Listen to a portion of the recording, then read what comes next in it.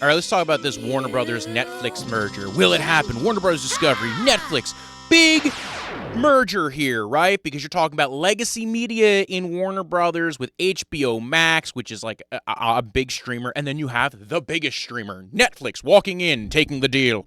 We want to buy some IP. That's really what I think this is about. Yes, do I think buying up a competing streamer is a part of this? Absolutely. What makes HBO Max so beautiful and so voluptuous? It's the IP library, everybody. And Netflix walks in here and they see, ooh, some nice IP just went on the market. We've missed out a few times. I think this time we go big and we go hard. But we'll get to all the reasons why Netflix may or may not want to buy up Warner Brothers Discovery, the DC universe. Will it be saved? We will not know until next time on Dragon Ball Z. But this time on Dragon Ball Z, my name is Walter. I am an attorney and technically listed as an antitrust attorney by at least one legal consulting firm. And so how did we get here, right? Warner Brothers Discovery, $35 billion in debt on the books. That could be managed. That could be restructured. These are big companies. These are billion-dollar companies.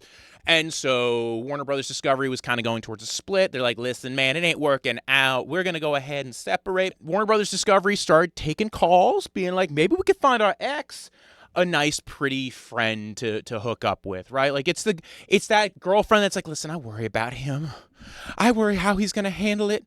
But also they were kind of like, listen, we'll see what the bidding is, and maybe we can make a big bonus because Zaslav's going to make a lot of money on this deal. Even though he messed up everything with HBO Max, loading it up with debt, doing all the crazy things that you expect. So they started taking calls. Biggest one was Paramount, right? Remember that? Paramount Plus was the whole thing with Skydance. Now they want some more. They want more legacy media. They want to control. And they want IP. I think it's really the IP. Also, Paramount's got some issues with their own the streaming service. I don't know if you ever try to get off of Paramount Plus, but you know, they'll beg you back every time. They'll be like, "Listen, guys, we'll do some dirty things if you stick around. We'll give you 6 months free, and we'll send you to the dirty massage parlor." That's a hard deal to pass up for most people, but I digress. Paramount was like too interested. Netflix decides that they're going to throw in a big bid, and Paramount and Netflix were not the only ones on the docket for buying up Warner Brothers Discovery. There was Comcast. There were some rumors. There's rumors Comcast wanted to do a nice little partnership. Be like, Zaslav, you can stay on board because that definitely can't hurt us in the future. They were like, come on, we'll give you a position. We'll fuse. We'll become Comcast Warner Brothers, which I think for the theme parks would have been fun. There were some rumors of Apple. I think Apple would have been a fun one. The iPhone mixed in with some Looney Tunes references, I feel like would be fun in the future. Paramount and Comcast would have had their own antitrust merger issues here, which we will discuss later on, mainly because they are both legacy media, and so there's a lot of different markets and contracts that they are competition in. But that's not as much of a concern right now because they did not win the bidding. Who won the bidding? Netflix. Netflix walks in, takes out its big industry staple eggplant and sticks it on the table. Netflix walks in, goes, listen, baby, you know us. We're the future. Come on in. We'll give you some stock. We'll give you some cash flow. We'll buy up all the debt. We'll take a loan out against our pretty little streaming service, and we will buy you up. Come on. Number one streamer, allegedly. We'll have to talk about what the market share is in a moment. Because HBO Max is one of the top competitors against Netflix, right? If you're looking at paid-for streamers, it's Amazon Prime and Netflix at the top 1 and 2. Although, really, who uses Amazon Prime? Who's watching Amazon Prime Video? The big problem with Amazon Prime Video is I'll fall asleep watching Has Been Hotel, and I'll wake up to The Summer I Turned Pretty. I don't know. I don't know how I feel about that. I'm like, listen, this is not what I paid for. Stop trying to sell me on your new show. Get me back to watching your old show. I'm now on like episode 7 of The Summer I Turned Pretty. I don't even know what's going on in this show. Other than there's some cute women and they're also into some cute guys. Good for them. Good for them. Warner Brothers Discovery, Netflix. Should they merge? Can they merge? Is there an antitrust issue here? So the Clayton Antitrust Act of 1914 made doing these kinds of mergers illegal. Meant, hey, you know what? You can't just substantially lessen the competition or try to monopolize through merging now. That's a no-no. Eventually, the government said, hey, we're going to passed the Hart-Scott-Rodino Antitrust Improvements Act, and that required a process, a pre-approval process for certain sized companies to be able to merge. And you had to wait until the FTC and the DOJ said it was okay.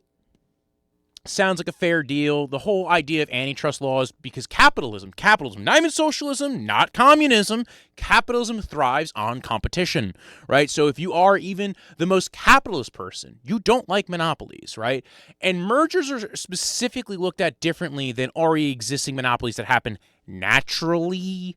Those are different. Those are typically looked at under the Sherman Antitrust Act, but there's Clayton Act that also addresses some of the issues there. The Clayton Act addresses mergers and acquisitions a little bit, and it's been expanded upon over the years. And what the idea is that you definitely don't want monopolies to happen. You definitely don't want artificial monopolies to happen. Artificial monopolies, because they're made out of sweet and low sugar sweeteners. The artificial kind, obviously, not the natural cane sugar antitrust monopolies. Those are delicious. But in a capitalist society, you don't want these artificial monopolies just popping up out of nowhere. You don't want companies being able to buy up their competition, right? In fact, one of the sections of the Sherman Antitrust Act is you don't want competitors agreeing. You don't want price fixing. And so mergers would just be kind of like a souped up version of price fixing. What you're allowing them to do is fuse with the Patara earrings, make a bigger company, and control one market. And that's kind of what we want to focus on here with these antitrust laws. It's about market power and market share. And what the market share is going to be when you come out of this merger, right?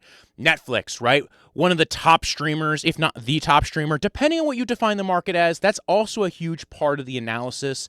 There were some new guidelines recently, actually, in 2023, back when Biden was president. I know we don't remember that because he doesn't remember it, but there were some guidelines in 2023. They're still technically on the books. I say technically because Trump, let's be real here. His administration probably not the most anti-antitrust, if you will.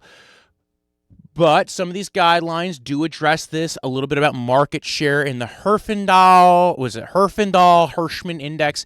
I have to always read it every time because it's so German.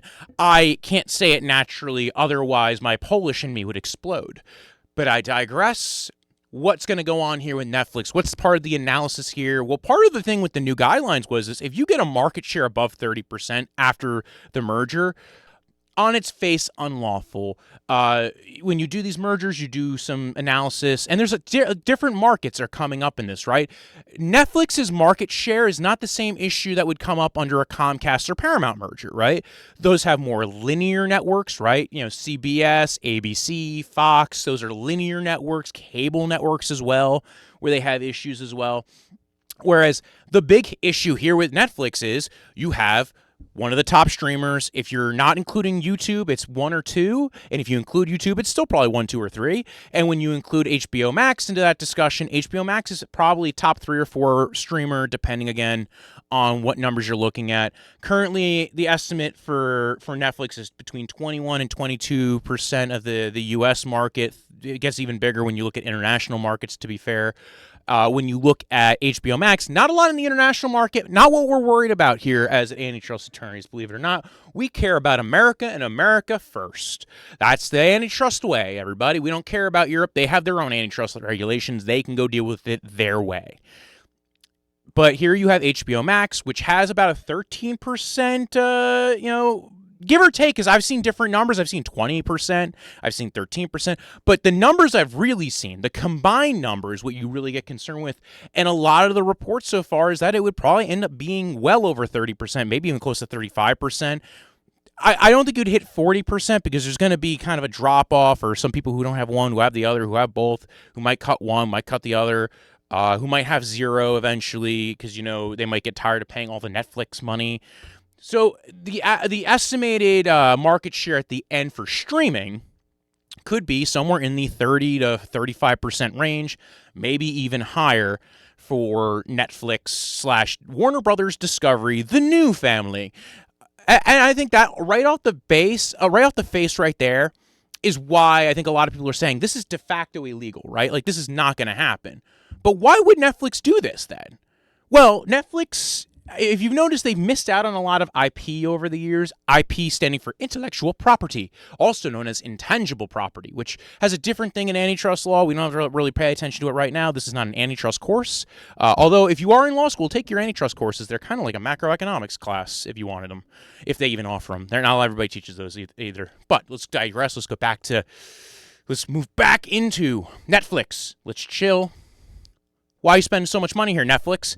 If you haven't noticed, Netflix kind of missed out on a lot of the potential IP buy-ups. Lucasfilm got bought up by Disney. Fox got bought up by Disney. I hear a lot of people complaining about that merger, by the way. They're like, wait a second.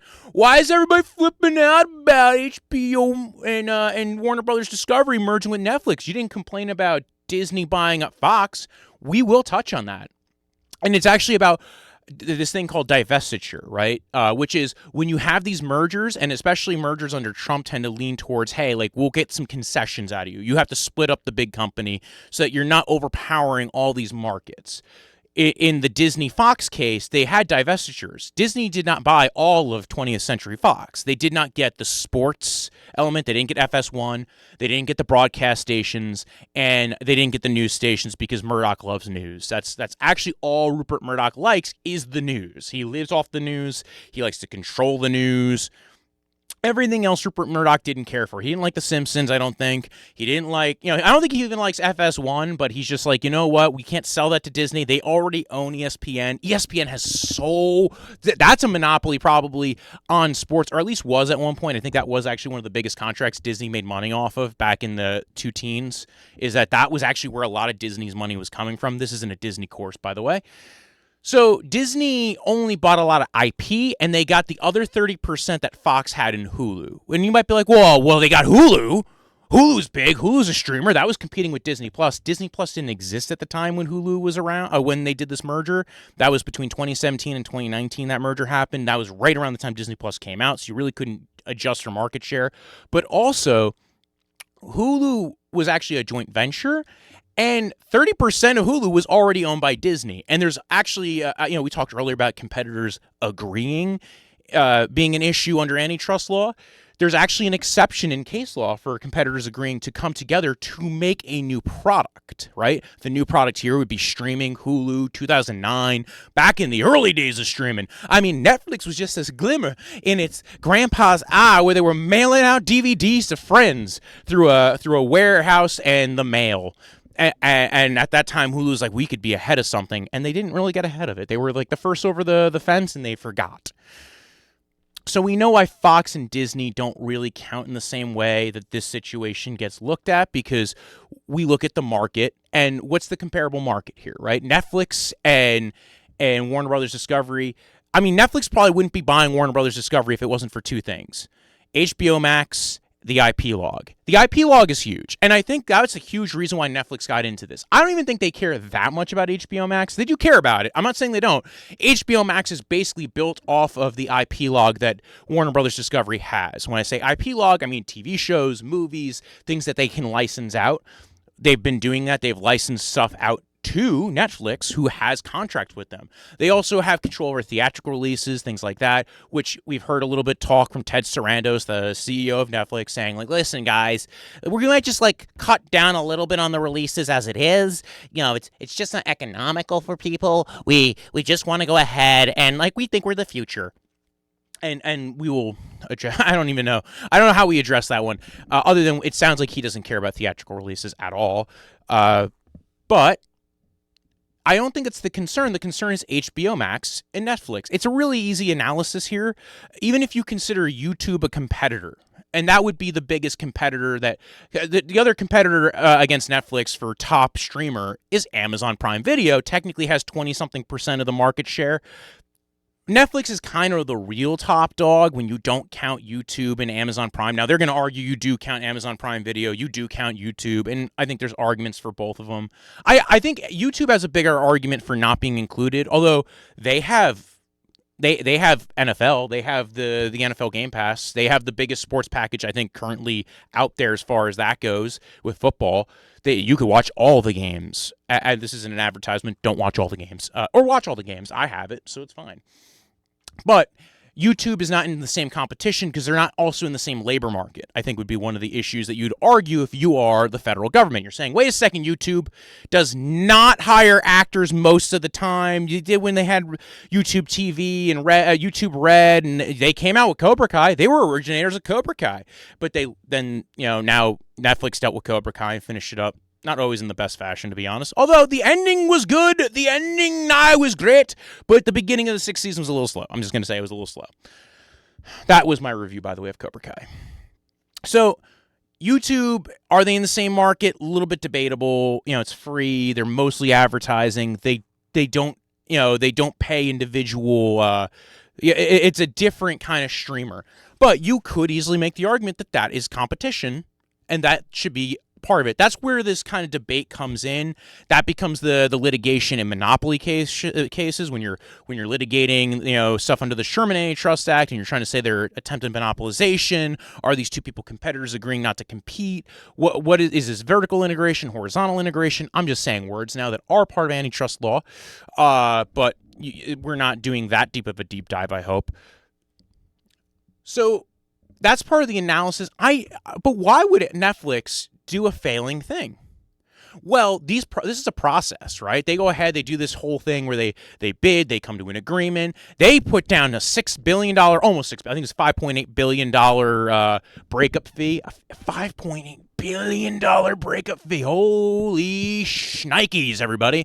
That's a lot. That's a lot of money to put down and say, listen, guys, if we break up, this don't work out, regulators say we can't do it, you get to keep that money, Warner Brothers. Zaslav is now licking his lips because I don't think he likes Ellison. I don't think he likes Paramount. I don't think he likes the ideas that Paramount were throwing out there. So Netflix goes ahead and says, listen, here's almost a $6 billion payday if it doesn't go through, and it puts you on hold for a year to 18 months to almost 2 years as this gets litigated out. Then you're down the line where Congress might be different, Trump might be different, maybe they don't let this go through, but you're also taking a player off the board. You got to realize they license stuff from Warner Brothers. They also license stuff from Paramount and from Comcast. And why is that a concern? Well, it's not a concern, but why is that part of Netflix's game plan?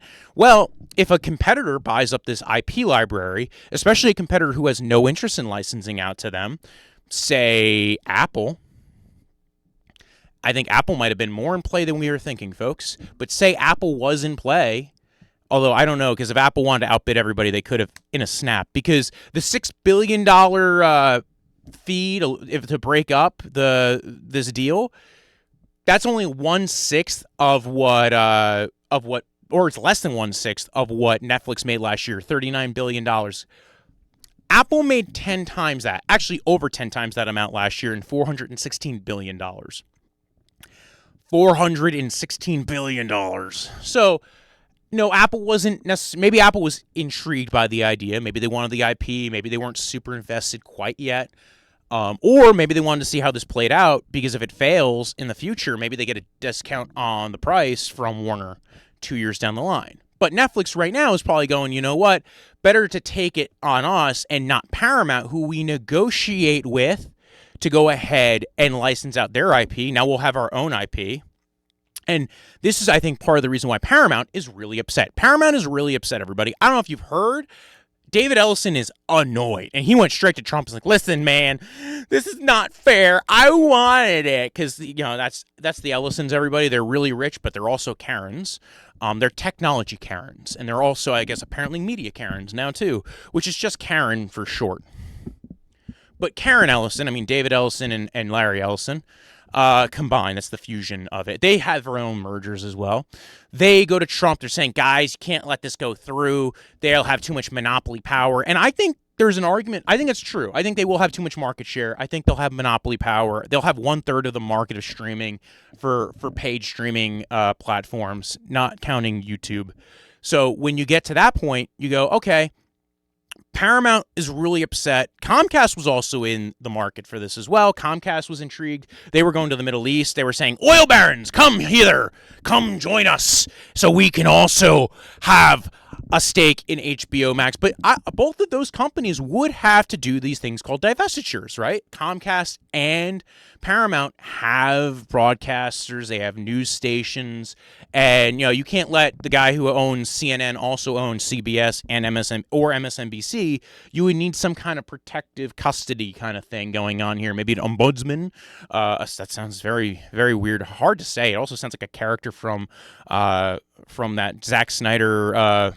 There's some problems with any of these mergers, right? In fact, actually, the one merger that probably could have went through pretty easily would have been Apple buying Warner Brothers Discovery, because they actually are not considered strong enough competitors in the streaming marketplace. I think they only have like 8%, 8 to 9%. Imagine they just buy up Warner Brothers Discovery. They could have bought the whole thing. They don't have to care about it. They probably wouldn't care about it. They probably would go ahead and be like, guys, we don't want linear media. Neither does Netflix, by the way.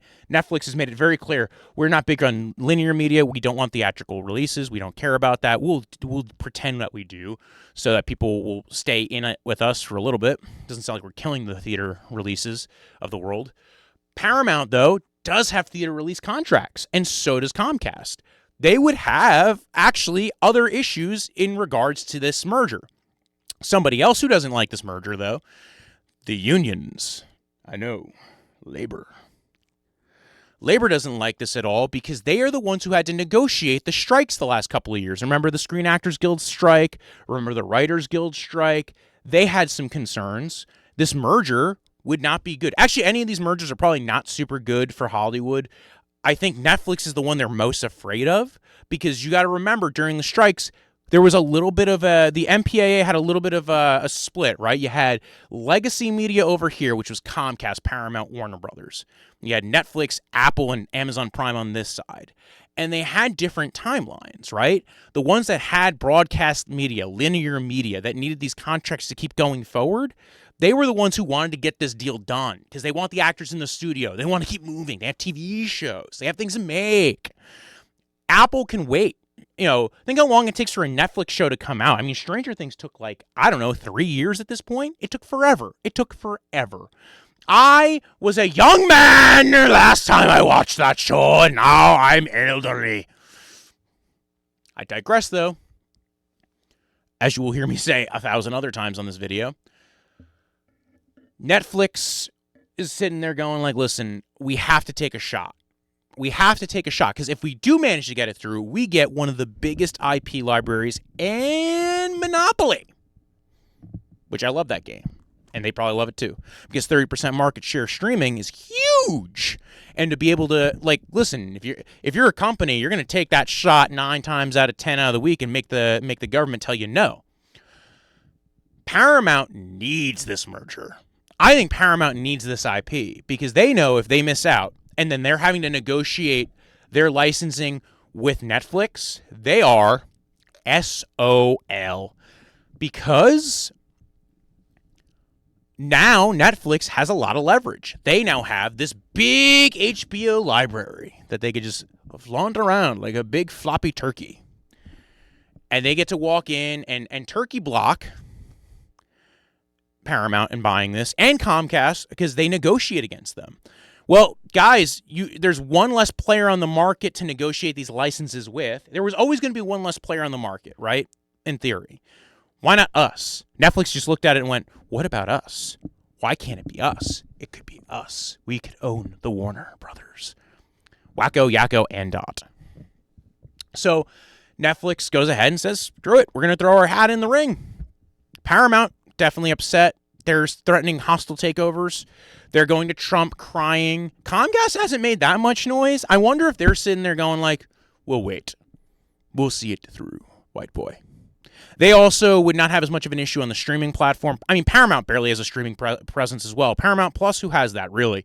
Every time I try to cancel my Paramount Plus membership, they beg me to come back like a sad girlfriend who's like, listen, I can't find anybody else but you.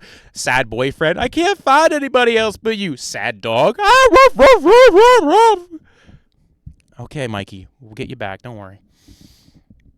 don't be ridiculous. I would never give up my dog. I don't have a dog, which is why I didn't give him up. He passed away many years ago. Anyway. But, okay, so we know Netflix has a market share problem, right? We know Netflix, it's pretty simple math. It's simple math. But makes sense, right? You throw your dart, maybe you get the IP library, maybe you don't, but you put it on freeze for 2 years.